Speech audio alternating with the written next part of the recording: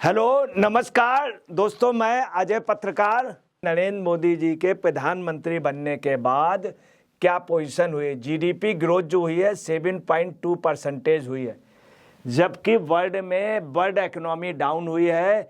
India में मंदड़ियों का attack हुआ था। एक योजनाबद्ध तरीके से हिडनबर्ग वगैरह ने यहाँ के शेयर वगैरह गिरवा करके, चूँकि कभी भी यहाँ मंदड़िए हावी नहीं हुए, उन्होंने बहुत बड़े ग्रुप को, अडानी ग्रुप, तमाम ग्रुपों को स्टॉक एक्सचेंज में बूम की जगह स्लम्प आ गया था। उसके बावजूद भी हमारी इकोनॉमी 7.2 हुई। अमेरिका में सिलिकॉन वैली में तमाम वो डाउन हो गए। कई कंपनियां अमेरिका में, इंग्लैंड में कई जगह बंद हो गई, पूरे यूरोप में, और बेरोजगारी हुई, तमाम लोग हटाए गए और उन सब की जीडीपी गिरी। जो चाइना की जीडीपी जो थी, एक अंदाज़ा ये था कि इंडिया की जो डीजीपी है ये 5 से नीचे आ जाएगी, 4 के लगभग। ये हम नहीं, जो देश के तथाकथित वो थे अर्थशास्त्री राजन वगैरह कह रहे थे। अब आप देखिए, यहाँ पे देखिए क्या पोजीशन है। ये ईयरली है और ये क्वार्टरली है। अब आप देखिए क्या पूछे, इंडिया का जो है 7.2 है परसेंटेज आया। वहीं चाइना देखिए कितने पे पहुंच गया। चाइना चौथे नंबर पे पहुंच गया, तीसरी पोजीशन पे आ गया। जबकि पहले उम्मीद ये थी, ये यहाँ के अर्थशास्त्रियों का कहना था कि भारत 5 से नीचे 4 पे आ जाए, तब भी भारत बढ़ के आज सबसे ज़्यादा उसमें इंडोनेशिया 0.53 पर है। वहीं मैक्सिको जो है 3.1 पर है। ब्राज़ील जो है 2.9 पे है और अफ्रीका जो है 2.1 पे। यूनाइटेड किंगडम जो है वो 4.1 पे, जबकि यूनाइटेड किंगडम की इकोनॉमी अच्छी रही और इस बार खास तौर से रही, तब भी उसकी है। यूनाइटेड स्टेट यूएस जो है वो 2.1 पे रहा, फ्रांस 2.6 पे रहा और जर्मनी जो 1.9 पे रहा। अब आप देखिए, यूरोपियन उस पर कम हुआ आया था इफेक्ट, जबकि अमेरिका ज़्यादा हुआ, तब भी इंडियन इकोनॉमी मेंटेन नहीं। जबकि इंडियन इकोनॉमी पे देखा जाए तो रीगन इकोनॉमी की जो पोजीशन रही इंडिया में एक बार जब मंदी आई थी, बिल्कुल वो पोजीशन इस ईयर पे रही। उसके बावजूद भी इंडिया जो है 7.2% पे अपने आप पे रिकॉर्ड है। फिर आप देखिए कि इधर इसमें क्वार्टरली में क्या रहा, इंडिया का 6.1% रहा और सेकंड नंबर पे इंडोनेशिया 5% पे रही। चाइना जो है 4.5% पे रही। मैक्सिको 3.7 पर। वहीं यूएस जो है काफ़ी घट के 1.6 पे आया।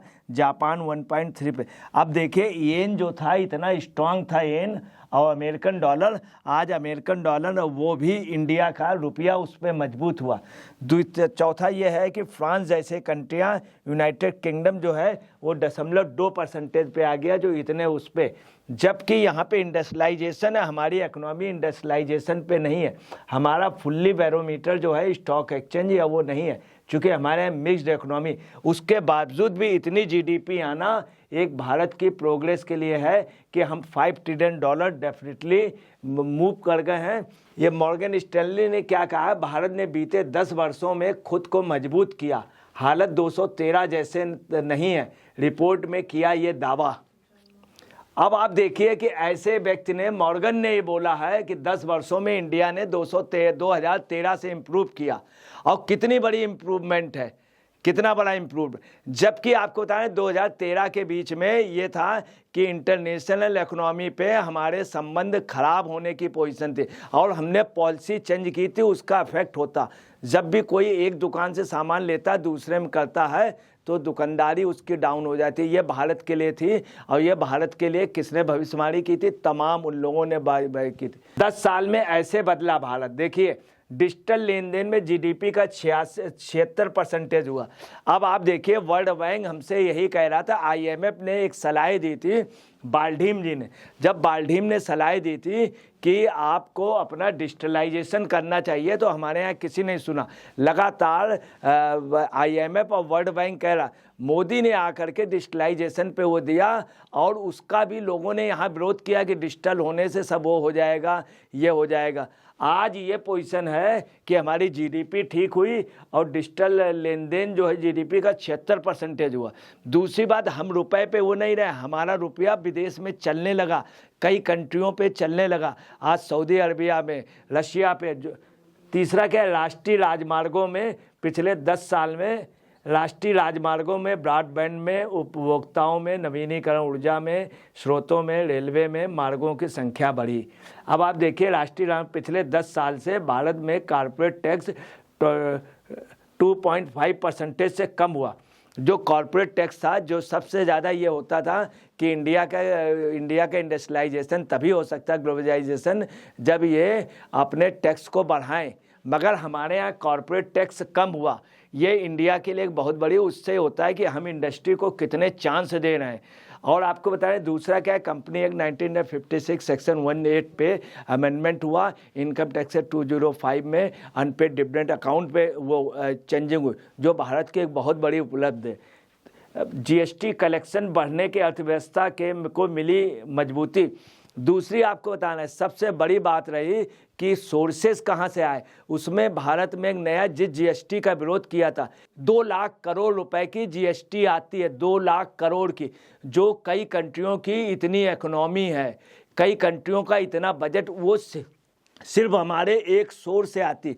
आपको ताजुब बता दें, पाकिस्तान, लंका, तमाम कंट्रियों को टोटल आप उसकी वो कर दीजिए, बजट का खर्चा उतना हमारा जीएसटी में आ जाता है। जिस जीएसटी का लोगों ने विरोध किया था, वो देखिए कितनी बड़ी जीडीपी जब 7.2 आई तो आप समझ लिए सारे लोग चुप हैं और इस पे नहीं बोल पा रहे हैं। राहुल गांधी गए, सबके दिमाग खराब है, दूसरे मुद्दे ले रहे हैं, सब आंसू बहा रहे हैं। कोई किसान का ले रहा है, कोई महिला पहलवान का ले रहा, और ये पोजीशन की जो पंचायत कोई कर रहा, पंचायत में खुद पहलवान नहीं जा रहे हैं, और कोई ऐसे मुद्दे लिए जा रहे हैं, इस पे नहीं बोले। राहुल गांधी ने नहीं कहा कि वर्ल्ड में सबसे अच्छी हमारी जीडीपी हुई, वो वहाँ पे मुंह सिले रहे हैं। और क्या कह रहे हैं, चाइना के लिए कह रहे हैं, जबकि चाइना में हमने ज़मीन नेहरू जी के उसमें 62 में काफ़ी गंवा दी, कई हज़ार किलोमीटर। अब आप देखिए क्या पोजीशन है, एनुअल जीडीपी हमारी कैसे प्रोग्रेस कर गई। इसका मतलब इंडियन इकोनॉमी डैमेज नहीं हुई, जबकि अमेरिकन इकोनॉमी, वर्ल्ड की, जापान येन डाउन हो गया और वो डाउन हो गया। ये बात हम लोगों ने नहीं कही है, ये स्वयं जॉर्ज सोरोस ने माना है कि इंडिया ने, देखिए इंडिया की बुराई करने के साथ उन्होंने कहा कि अपनी इकोनॉमी मेंटेन किए हुए ये संसाधन गलत ढंग से यूज़ कर रहे हैं। जैसे भी हो, हमारा कम से कम इकोनॉमी हमारी मेंटेन तो। आज इंडिया की देखिए क्या पोजीशन है, ये इंडिया की देखिए क्या पोजीशन है। आज हम जीडीपी में सबसे ज़्यादा हैं। आज हम डिपेंड हो गए हैं, वर्ल्ड का सबसे बड़ा हब हमारा हो गया है मोबाइल क्षेत्र पे। रघुराम राजन जी, जो राहुल गांधी ने 2022 में, India would be lucky to do 5% GDP growth next year. ये रघुराम राजन जी बहुत अच्छे अर्थशास्त्री, आरबीआई के गवर्नर हैं, और इन्होंने कितना गलत बोला। और इन्होंने क्या बोला, India did 7.2% growth in finally 2023। इन्होंने पहले 5% के लिए बोला था।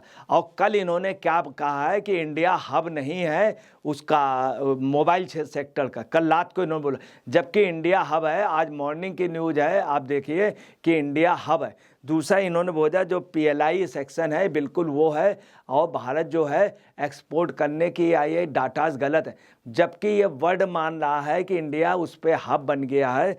और इन्होंने 197 लाख करोड़ रुपए पे भी इन्होंने खामोशी अख्तियार। अब भी ये निगेटिव बोल रहे हैं, इनका विरोध व्यक्तिगत मोदी से है, मगर ये विरोध किसका कर रहे हैं, भारत का विरोध कर रहे हैं। कितनी दुखद बात है। ये आरबीआई के गवर्नर थे, जिस बात में इनसे डिस्प्यूट हुए वो बहुत लीगल डिस्प्यूट था। मैं आपको बता रहा हूँ, जिस बात पे हुई वो इतना लीगल डिस्प्यूट था।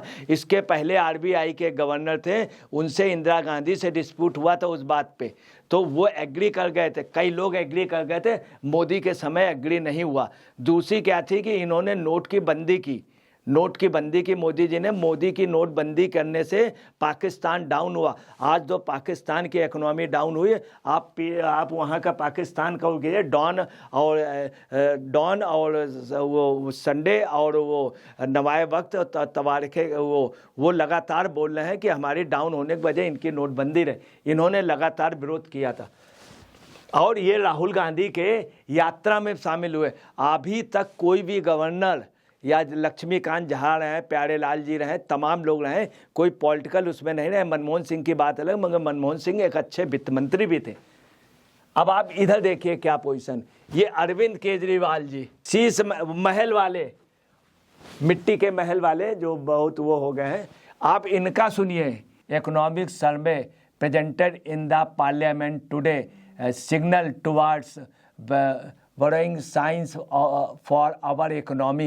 GDP growth rate in virtually stagnant and all indicator point that we are in a slowdown. ये देखिए इकोनॉमिक सर्वे के लिए ये कह रहे हैं, ये अपने घर की इकोनॉमी जो है इतनी अच्छी मेंटेन की है, इंडियन इकोनॉमी पे इनका कभी कुछ नहीं आया, बजट पे इनका कभी कुछ नहीं आया, परंतु एक योजनाबद्ध तरीके से है कि विरोध करना। जबकि ये एक इंडियन से ये अगर आज ये कह देते कि इंडियन इकोनॉमी मेंटेन रही और उसमें हम सबका साथ रहा, ये क्या कहते हैं कि दिल्ली राज का भी रहा इंडियन इकोनॉमी पे और पूरे भारत की सफलता मिली, मोदी को नहीं, तो आज इनकी पोजीशन, मगर इन्होंने ऐसा कुछ नहीं कहा था आर्थिक मंदी के लिए। मगर आज देखिए इंडिया की इकोनॉमी की कितने इम्प्रूव हो गया, जबकि इनके राज से जो राजस्व आता था वो बहुत कम हो गया।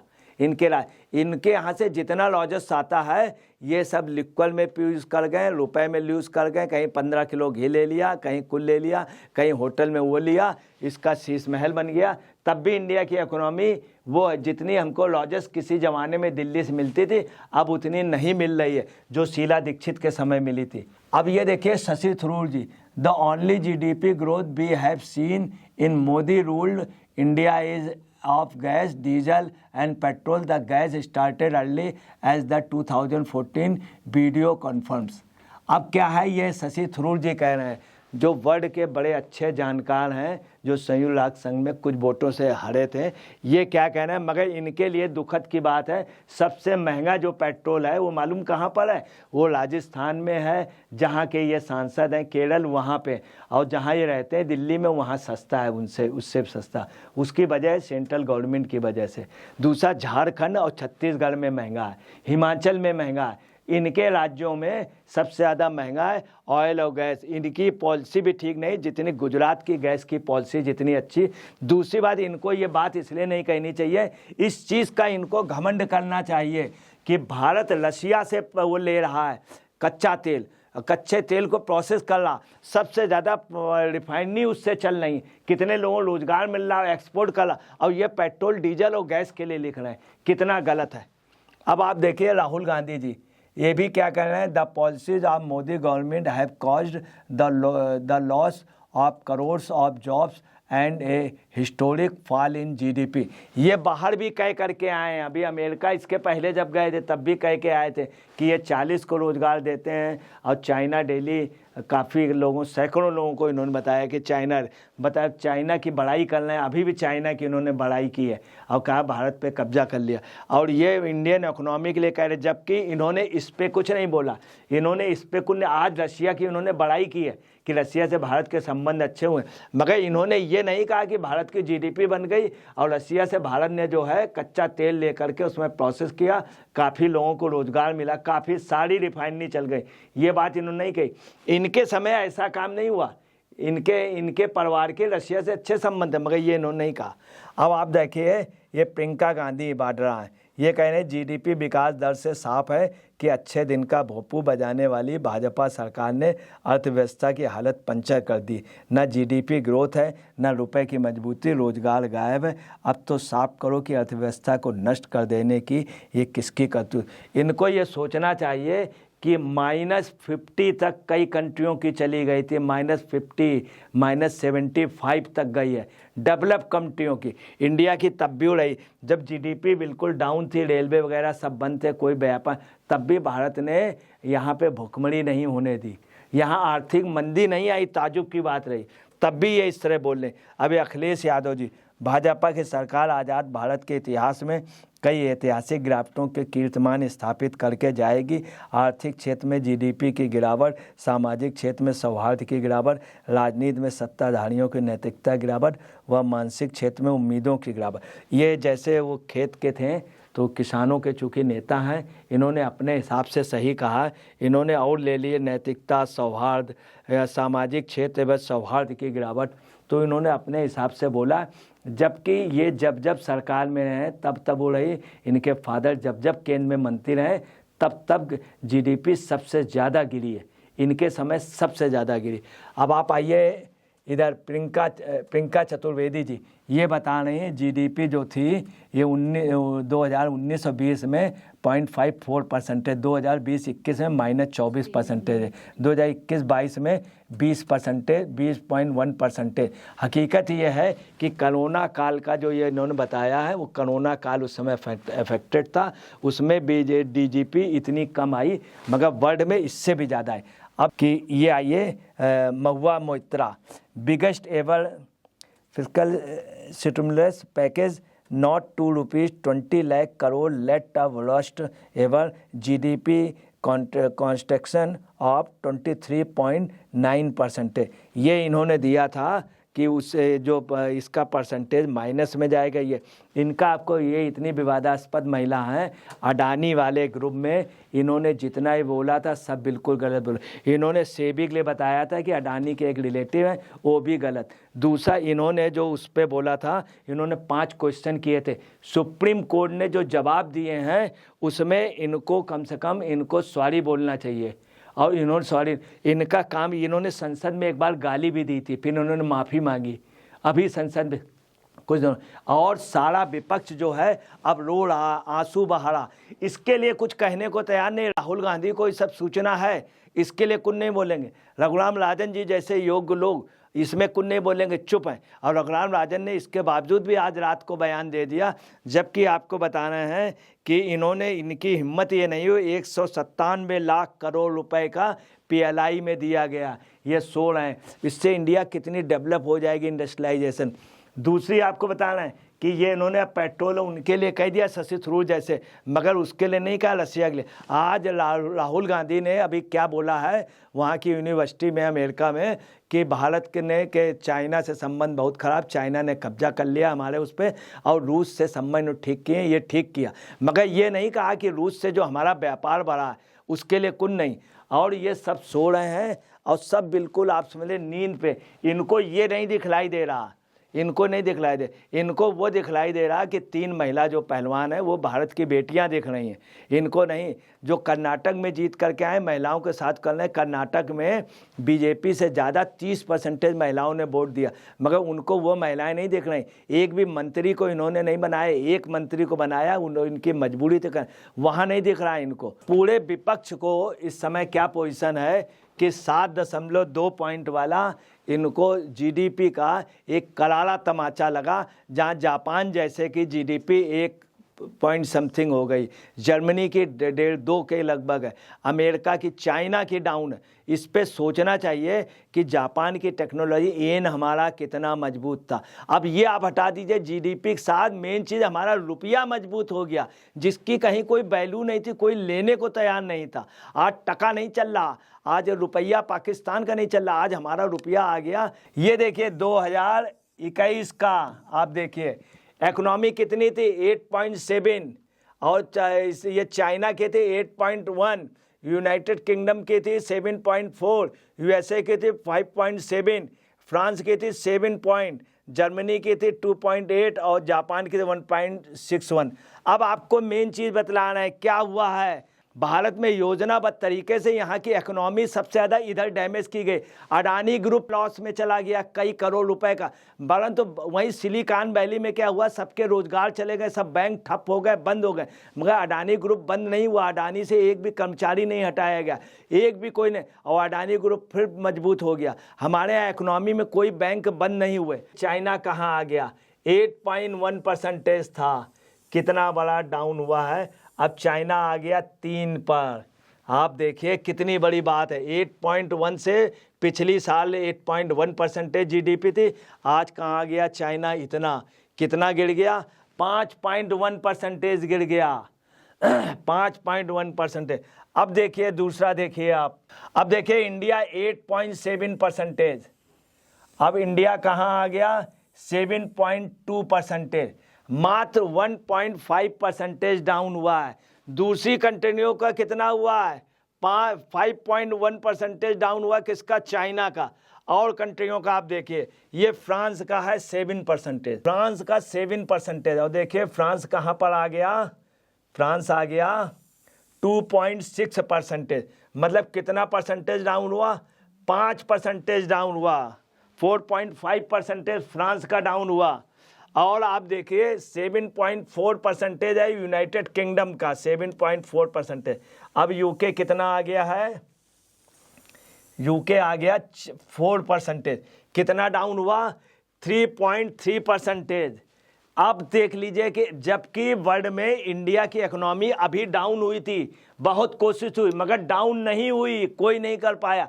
$5 ट्रिलियन के लिए आज $5 ट्रिलियन के करीब हम पहुंच गए। और ये देखिए ग्राफ, ये देखिए, ये ग्राफ देखिए, ये देखिए हमारा ये, और फिर ये आ गया, ये 7.20% है। आप देखिए बीच में कितना डाउन हुआ है, 19-20 के बीच में कितना स्लम्प आ गया था, कितना मूव किया और स्ट्रेट मूव किया। स्ट्रेट मतलब कितना बड़ा ये रहा। अगर स्लम्प आया था तो बूम आया, सब जगह स्लम्प आया। अब आप देखिए ये क्या पोजीशन है, वर्ल्ड अप टू डेट देखिए ब्रेकिंग में। अब ये जीडीपी जो है comparison India, UK and France, 1992 की स्थिति देखिए। फ्रांस का जो था USA dollar $1.4 trillion, United kingdom का जो था 1992 में वो यूनाइटेड किंगडम का था $1.2 trillion, USA trillion dollar. India का था एक भी नहीं था, $0.28 ट्रिलियन, $0.28 ट्रिलियन। आज इंडियन इकोनॉमी $5 ट्रिलियन की ओर पहुंचे। अब देखिए 2023 में क्या है फ्रांस की पोजीशन, $2.92 ट्रिलियन। ये फ्रांस की पोजीशन 2.9 ट्रिलियन 2023 में। यूनाइटेड किंगडम की जो है वो $3.15 ट्रिलियन है यूनाइटेड किंगडम की। अब इंडिया की कितनी हो गई, $3.73 ट्रिलियन। ये आप देख लीजिए आज वर्ल्ड में इंडिया का कहाँ। अब ये राहुल गांधी से अमेरिका में पूछिए कि आपको क्या ये नहीं मालूम है, ये राजन साहब को क्या ये नहीं मालूम है, आज 3.73 ट्रिलियन मतलब $4 ट्रिलियन हम पहुंच गए। और $5 ट्रिलियन बहुत जल्द पहुंचे। क्यों पहुंचेंगे, इसलिए हम पहुंचेंगे चूँकि 197 लाख करोड़ रुपया पीएलआई को दिया गया। ये अभी मूव करेगा, हमारी फसल भी आने वाली है, अभी फसल नहीं कटी, इकोनॉमी आने वाली है, इसलिए हम मेंटेन करेंगे। दूसरी बात, सबसे ज़्यादा स्थिति जो हमारी होती है वो दीपावली के काल में होती है, दशहरे से दीपावली सबसे ज़्यादा सेल उसमें होती है, तो हमारी इकोनॉमी वो होगी। अब आप आइए ये देखिए, ये फाइनल ईयर 23 का fiscal deficit at 6.4% of GDP, government meets target 7.2% पहुँचे। ये हम कितना ग्रोथ किए हैं, और जबकि वर्ल्ड के सारे डाउन गए। ये इन नेताओं को नहीं दिखा, सब सो रहे हैं, इतनी समझ नहीं है, इतना वो नहीं है, और सब चीज़ों बोलने। गहलोत साहब के इतना समझ में नहीं आएगा, राहुल जी के नहीं, सोनिया जी, प्रियंका जी इस पे नहीं बोलेंगी, सोनिया जी को ये नहीं समझ में आएगा।